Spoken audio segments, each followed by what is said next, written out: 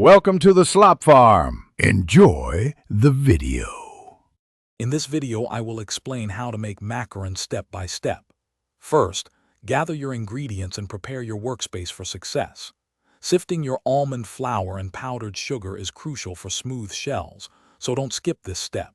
Next, create a stable meringue by whipping egg whites to stiff peaks with granulated sugar. This foundation is key to achieving those perfect macaron feet. Remember, precision is your best friend in macaron making. Now, let's talk about macaronage, the most critical step. Carefully fold your sifted dry ingredients into the meringue. The goal is to deflate the meringue just enough to create a batter that flows like slow-moving lava. Overmixing will lead to flat shells, while undermixing results in lumpy ones. Practice makes perfect here. You're looking for that ribbon-like consistency that slowly melts back into itself. Once your macaronage is perfect, transfer the batter to a piping bag fitted with a round tip. Pipe consistent circles on a parchment paper, leaving about 1 inch between each. After piping, firmly tap your baking sheets on the counter a few times to remove any air bubbles, which prevents cracking.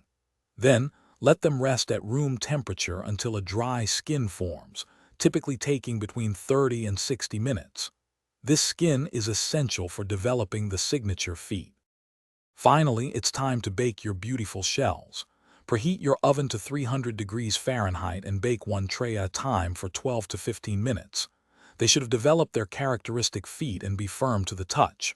Once baked, let them cool completely on the baking sheet before gently peeling them off.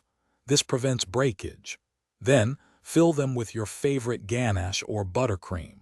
For staying refreshed during your baking, check out the Owala water bottle link in the description, along with other great deals. Enjoy your delicious homemade macarons. Thanks for watching. Consider subscribing if we helped you today.